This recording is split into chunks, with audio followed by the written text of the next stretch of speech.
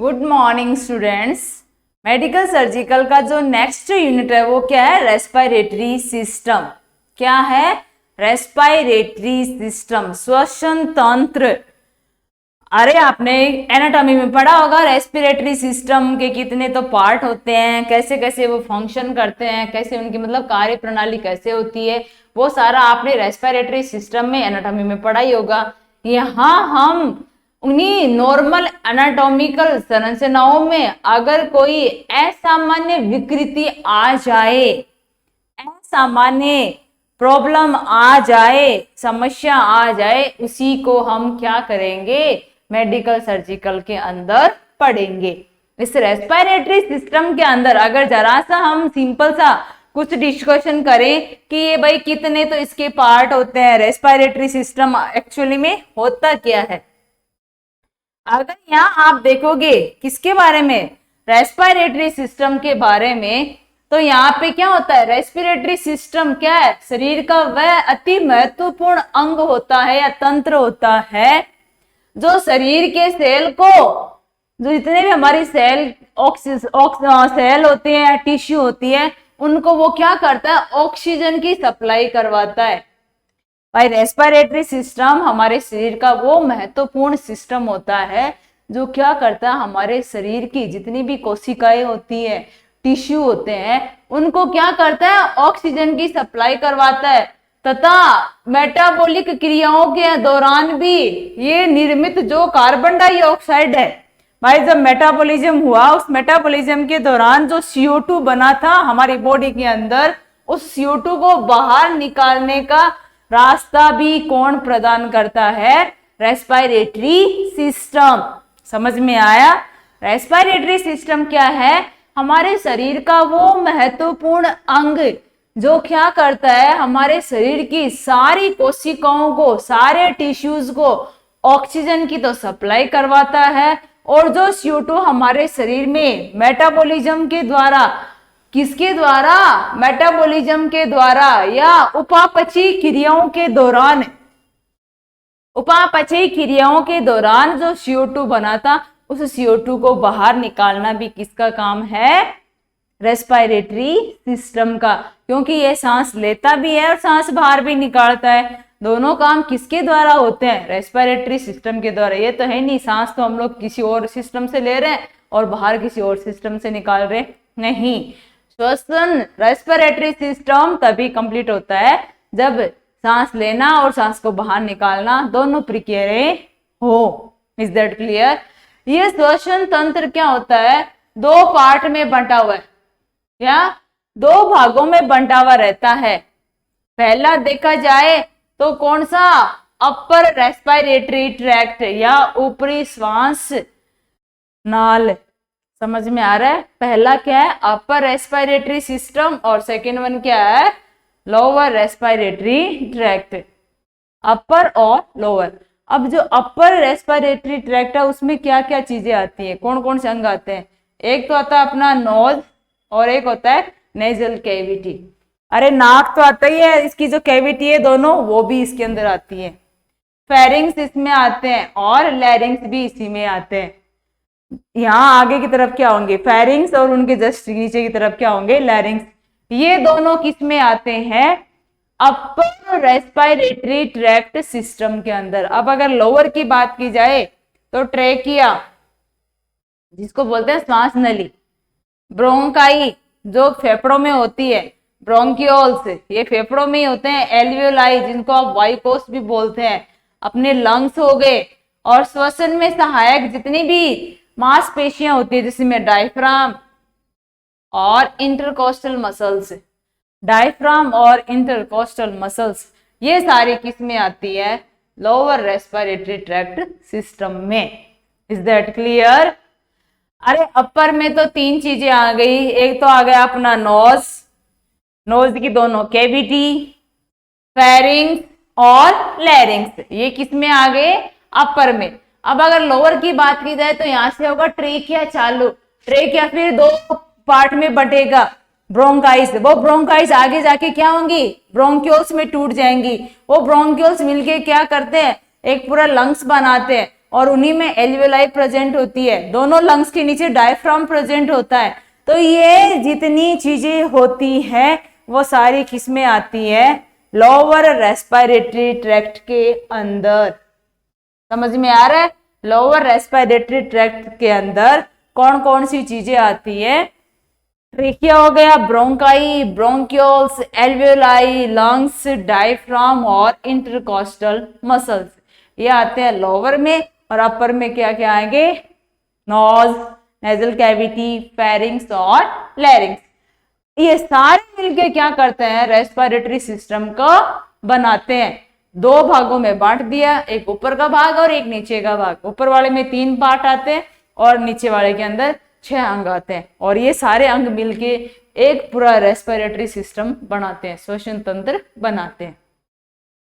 अब अगर यहाँ पे इनकी प्रॉब्लम्स की बात की जाए, अगर ये जो ऊपर वाला पोर्शन है, क्या ऊपरी रेस्पिरेटरी सिस्टम, इसकी जो ये है कंडीशंस होती हैं, उनमें क्या क्या संक्रमण देखने को मिलते हैं, क्या क्या विकृतियां देखने को मिलती है, कौन कौन सी समस्याएं इनके अंदर उत्पन्न हो सकती हैं। तो इनकी पहली बीमारी पढ़े तो पहली बीमारी के अंदर क्या आता है, ऊपरी श्वसन नाल क्या हो जाना, बाधित होना। अरे अपर रेस्पिरेटरी सिस्टम का क्या हो जाना, ब्लॉक हो जाना। Is that clear? उसी को क्या बोलते हैं, ऑब्स्ट्रक्शन ऑफ अपर एयरवे।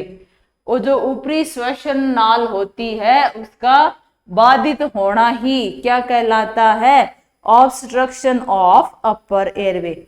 मतलब ऊपर कोई भी, जैसे नाक बंद हो गया हो, नाक में कोई फॉरेन पार्टिकल चला गया हो, समझ में आ रहा है, फेरिंग्स में कुछ प्रॉब्लम आ गई हो, लैरिंग्स में कुछ प्रॉब्लम आ गई हो, जिसकी वजह से हमें सांस लेने में प्रॉब्लम हो रही है, उसी को आप क्या बोलते हो, obstruction of upper airway.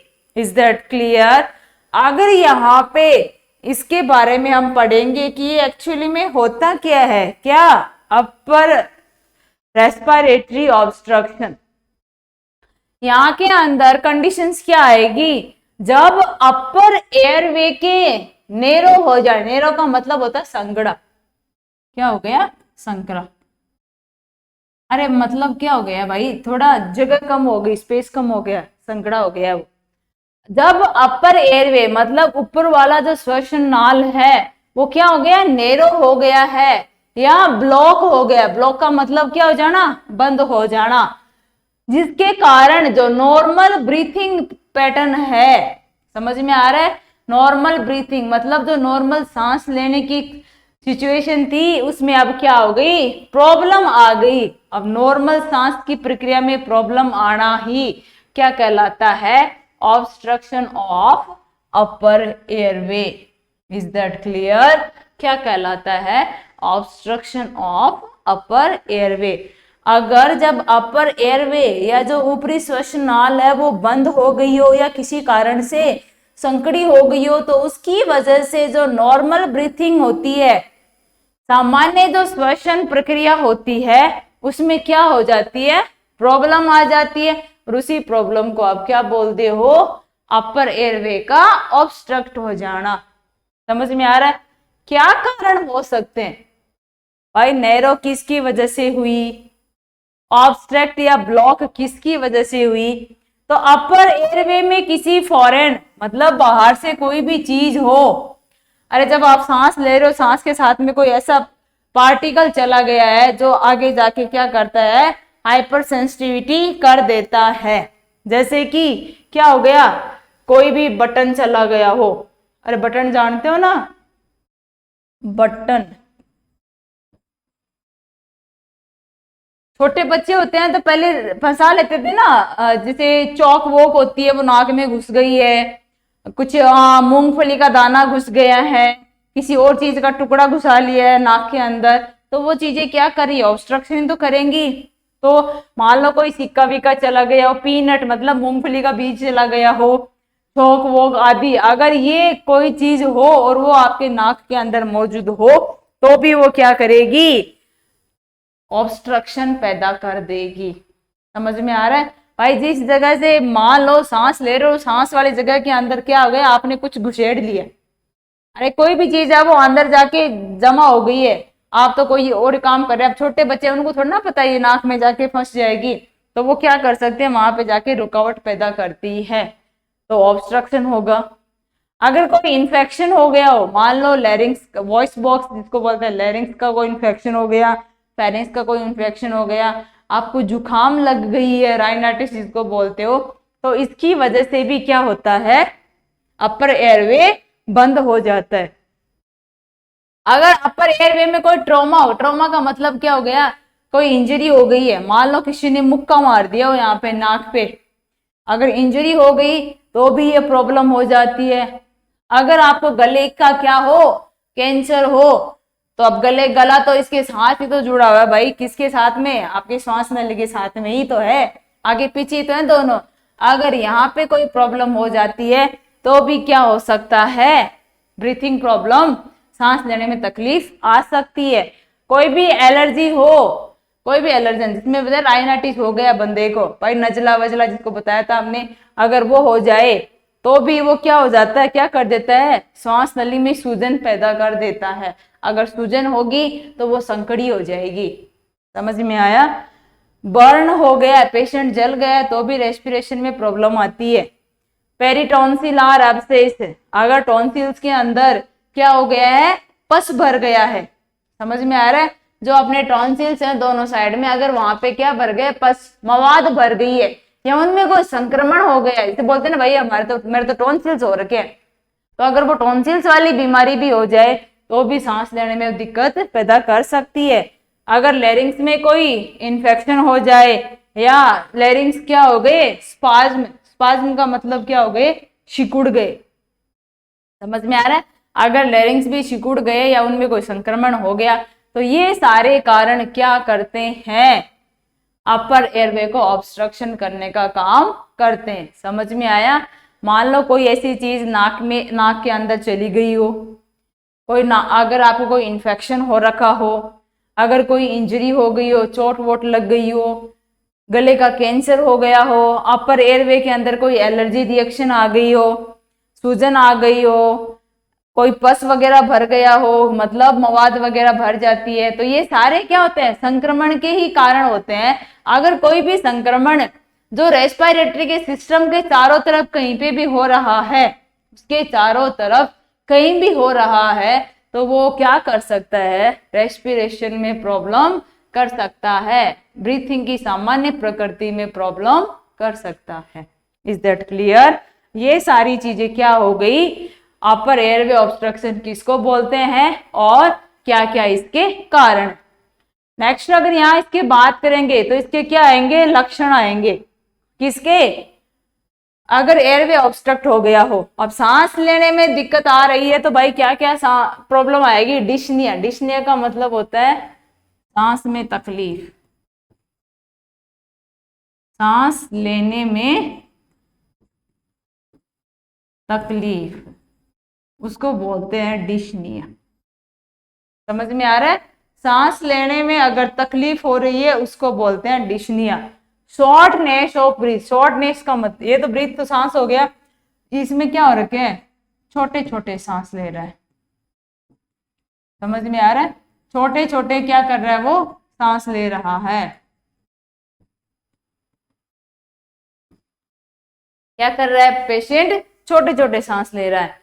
Abnormal breathing sound, जब वो सांस लेगा तो उस टाइम पे बीजिंग साउंड आ रही है, ऐसे लग रहा है सीटी बज रही है, समझ में आ रहा है, इसका मतलब होता है सीटी बजना, ऐसे लग रहा है सीटी बज रही है, जब सांस ले रहा है तो सीटी बज रही है। भाई जब आप सांस ले रहे हैं तो सांस के साथ में क्या होगा, जैसे अंदर कोई सीटी बजा रहा है, ऐसी सांस वहां पे आएगी। एजिटेशन होगा, मतलब घबराहट रहती है उसको। साइनोसिस, एजिटेशन का मतलब क्या होता है, घबराहट। साइनोसिस का मतलब होता है नीला पड़ जाना, किसका, शरीर का, शरीर है वो क्या हो जाता है, नीला पड़ जाता है, क्यों, ऑक्सीजन नहीं है। भाई सांस ही नहीं ले तो ऑक्सीजन कहाँ जा रही है। रेस्टलेसनेस, थका हुआ महसूस करता है। चॉकिंग, चॉकिंग का मतलब ये होता है ऐसे लग रहा है उसके गले में कुछ अटक गया है, समझ में आ रहा है। रेस्टलेस का मतलब होता है बंदा थका हुआ महसूस करता है और इसमें ऐसे लग रहा है कि उसके गले में कुछ फंस गया है, अटक गया है, समझ में आ रहा है, उसको बोलते हैं चोकिंग। ऐसे कई बार होता है ना जब हम खाना खाते हैं और खाना खाते खाते टाइम पे हमारा वो उस टाइम पे ऐसी हिचकियां सी आ जाती है इतनी भयंकर तरीके से कि कुछ अटक जाता है, उसी को बोलते हैं चोकिंग, समझ में आ रहा है। और alteration in the level of consciousness, धीरे धीरे उसको कॉन्शियसनेस भी क्या हो जाती है, कम हो जाती है, अल्टर्ड हो जाती है, उसको पता ही नहीं था टाइम प्लेस पर्सन का कहाँ है, क्यों हो रहा है, इसको क्या प्रॉब्लम हो रही है, मतलब धीरे धीरे वो क्या होता है कॉन्शियसनेस अपना क्या करता है, खोने स्टार्ट कर देता है। क्यों? क्योंकि इसके दिमाग को भी ऑक्सीजन नहीं मिल रही है। हमारी बाकी ऑर्गन की बजाय देखा जाए तो सबसे ज्यादा ऑक्सीजन की जरूरत किसको होती है, ब्रेन को। अगर ब्रेन को ऑक्सीजन नहीं मिलेगी तो कॉन्शियसनेस धीरे धीरे क्या हो जाएगी, कम होने लग जाएगी। भाई कॉन्शियसनेस दिल डिसाइड नहीं करता है, दिमाग करता है, समझ में आ रहा है। किसी चीज को पहचानना, किसी चीज को याद करना, किसी चीज को देखना, ये सब कौन डिसाइड करता है, हमारा ब्रेन। तो अगर ब्रेन को ऑक्सीजन नहीं मिलेगा तो कॉन्शियसनेस क्या हो जाएगी, धीरे धीरे कम होने लग जाएगी, अल्टर आ जाए, चेंजेस आ जाएंगे कॉन्शियसनेस में। ये क्या हो गए इसके लक्षण, किसके, obstruction in the upper airway के। Is that clear.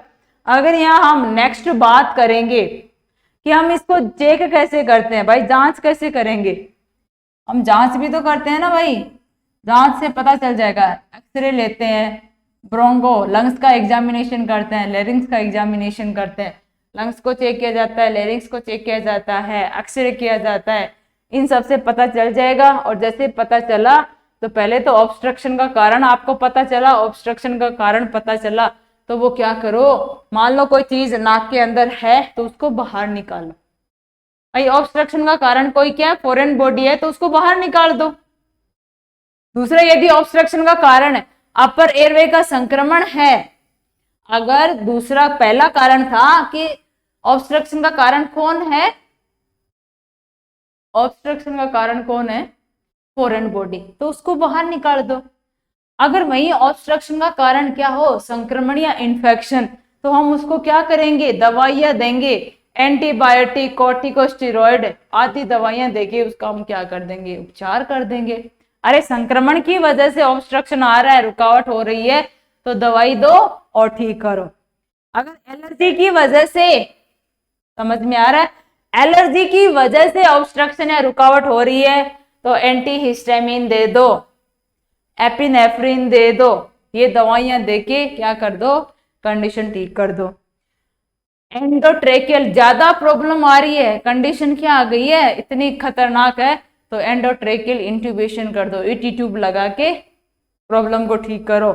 और आवश्यकता अनुसार अगर ज्यादा हो कि पेशेंट की जान भी जा सकती है तो यहाँ पे ओपनिंग करके रेस्पिरेशन स्टार्ट करना पड़ता है, समझ में आ रहा है। ट्रैकेस्टोमी जानते हो ना, यहाँ गले में सांस नली जो यहाँ होती है, प्रॉब्लम यहाँ आ रही है तो यहाँ ट्रेकिया में डायरेक्ट छेद किया जाता है और उसके द्वारा रेस्पिरेशन को ओपन किया जाता है। वो कब होगा, जब आवश्यकता हो, बिना आवश्यकता की ट्रैकेस्टोमी नहीं करनी चाहिए। Is that clear. तो अब वो सांस कहां से लेगा, यहां से। तो ये सारे क्या हो गए उसके मैनेजमेंट। अगर फॉरेन बॉडी कारण है तो उसको बाहर निकालो, कोई संक्रमण कारण है तो एंटीबायोटिक दे दो, अगर कोई एलर्जी कारण है तो एंटीहिस्टामिन दे दो, एंडोट्रेकियल इंट्यूबेशन कर दो, अगर और भी ज्यादा जरूरत है तो क्या करो, आर्टिफिशियल श्वास नली लगा दो, क्या, ट्रेकियोस्टोमी, ट्रेकिया के अंदर क्या कर दो, छेद कर दो और उस छेद के द्वारा उसका रेस्पिरेशन स्टार्ट करो। Is that clear. ये क्या हो गया, एक मैनेजमेंट किसका, ऑब्स्ट्रक्शन का। यहाँ पे क्या होता है, नर्सिंग मैनेजमेंट। पूरे रेस्पिरेशन में एक जैसा ही नर्सिंग मैनेजमेंट आएगा और एक जैसा ही मेडिकल। अरे दवाइयां भी एक जैसी आती हैं भाई, रेस्पिरेशन में सारी बीमारियां अलग अलग हैं बट उनके लक्षण एक ही है, उनके कारण भी एक जैसे और लक्षण भी एक जैसे। तो जब कारण और लक्षण एक जैसे होंगे तो मैनेजमेंट भी, उपचार भी एक जैसा ही होगा और नर्सिंग उपचार भी एक जैसा ही होगा। यहाँ पे अगर फर्स्ट वन की बात की जाए कि वहां पे नर्स क्या करेगी, रोगी के vital sign, BP, pulse, respiration, temperature वो चेक करेगी और जनरल हेल्थ को असेस करेगी कि हाँ अभी इसको कफिंग वफिंग नहीं हो रही है, अभी इसकी स्किन का कलर भी सही है, सांस भी अच्छे से ले रहा है, सारी चीजें इसने चेक कर दी। रोगी को क्या रखना है, शांत रखना है और कंफर्टेबल पोजीशन में रखना है और वेल वेंटिलेटेड, ये नहीं बंद कमरे में उसको बंद कर दिया, नहीं रे, खिड़कियां विड़कियां दरवाजे सब कुछ खुले हुए होने चाहिए, ऐसे ही रूम के अंदर उस पेशेंट को रखना है, क्योंकि ऑलरेडी उसको सांस लेने में प्रॉब्लम आ रही है और आप उसको बंद कमरे में रख रहे हो। नहीं, वेल वेंटिलेटेड मतलब एकदम से हवा आर पार जाने वाले कमरे में उसको रखना है। अगर डॉक्टर के अनुसार कोई भी मेडिसिन प्रेस्क्राइब की गई है तो उनको 5 सही नियमों का पालन करके ही देनी है। डॉक्टर ने कोई दवाई दी है, नर्स का क्या रोल बनता है, पहले करो राइट पेशेंट, अरे पहले तो सही मरीज देखो किसको देनी है, सही टाइम किस टाइम देनी है, डोज एकदम सही होनी चाहिए, रूट एकदम सही होना चाहिए। समझ में आ रहा है भाई, right patient, right time, right dose, right route, ऐसे ये सारे क्या होते हैं, और राइट मेडिसिन, क्या राइट मेडिसिन। अगर डॉक्टर ने पैरासीटामोल दी है, एजिथ्रोमाइसिन दी है, तो एजिथ्रोमाइसिन की कितनी डोज किस टाइम पे कब कब और कौन से रूट से देनी है और पेशेंट कौन है, ये सारा आपको चेक करना है। समझ में आ रहा है, ये नहीं दवाई तो श्यामलाल की थी और आपने मोहनलाल को जाके दवाई दे दी, प्रॉब्लम हो जाएगी। पहले तो पेशेंट का पता करो फिर चेक करो, दवाई तो डॉक्टर ने यही लिखी थी, क्या अभी दोपहर की दवाई थी ये, तो उसने देख लिया हाँ है, कितनी डोज थी भाई 250 mg थी, आपने ले ली, कौन सा रूट था, हाँ ओरली, आपने ये सब चेक करके उसको दे दी, कोई प्रॉब्लम नहीं आएगी। अगर ये सब बिना चेक किए ही आपने फॉर्मेलिटी कर दी तो लेने के देने पड़ जाते हैं। तो जब भी पेशेंट को दवाई दो चेक करो कि डॉक्टर ने ये प्रेस्क्राइब की है कि नहीं की, अगर की है तो किस किस टाइम पे की है, कौन से रूट से की है, कितनी इसकी डोज देनी है और किस टाइम पे देनी है, ये सारा आपको चेक करने के बाद ही वो दवाई उस पेशेंट को देनी है। आवश्यकता के अनुसार जो एंडोट्रेकियल ट्यूब डाली है या ट्रेकेस्टोमी की है तो वो भी इसको क्या करेंगे आप, करने के बाद में जो कर रहे हैं तो उस डॉक्टर को आप क्या करोगे, असिस्ट करोगे। अरे जब आवश्यकता पड़ी ट्रेकेस्टोमी और ईटी ट्यूब की तो उस दौरान जब ये प्रोसीजर कर रहा है डॉक्टर तो उस दौरान आपकी रिस्पॉन्सिबिलिटी क्या बनती है, आप उसको असिस्ट करो, सहायता करो उसकी। रोगी को साइकोलॉजिकल सपोर्ट प्रोवाइड करो और ये एश्योर करो। समझ में आ रहा है, साइकोलॉजिकल सपोर्ट देंगे और हम लोग ये एश्योर कर देंगे कि हाँ आप अभी आप फिलहाल कंडीशन में ठीक है, जो भी सिचुएशन है उसकी सारी चेक करनी है। ये सारा क्या होता है, किसके अंदर इंक्लूड किया जाता है, अपर एयरवे का ऑब्स्ट्रक्शन। रेस्पिरेटरी सिस्टम का जो अपर रेस्पिरेटरी नाल होता है, ऊपरी श्वसन नाल होता है, उसकी एक बीमारी है जिसके अंदर पेशेंट को सांस लेने में रुकावट पैदा हो जाती है। कारण कोई भी हो सकता है, श्वास जो भी जो श्वसन तंत्र है, जो ऊपरी भाग है, जैसे नोज के अंदर कोई भी मूंगफली का दाना चला गया, फॉरेन पार्टिकल्स कोई भी है वो उसके नोज के अंदर जाके रुक गया तो भी वो रुकावट पैदा करेगा। अगर उसके चारों तरफ के एरिया को किसी को भी संक्रमण हो तो भी रुकावट हो सकती है। अगर कोई अदर कोई ट्रॉमा वगैरह या चोट वोट लग गई है तो भी हो सकती है। तो ऐसे बहुत सारे कारण होते हैं और उन कारणों के आधार पर ही उनका हम लोग क्या करते हैं, उपचार करते हैं। और ये क्या हो गया, अपर एयरवे ऑब्स्ट्रक्शन, उसके लक्षण, उनका ट्रीटमेंट और nursing management. Is that clear? I think ये आपको चीज समझ में आई होगी।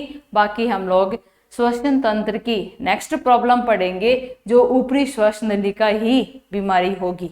समझ में आ रहा है? अपर रेस्पिरेटरी ट्रैक्ट की ही नेक्स्ट बीमारी के बारे में हम लोग नेक्स्ट क्लास के अंदर डिस्कस करेंगे। Thank you all of you.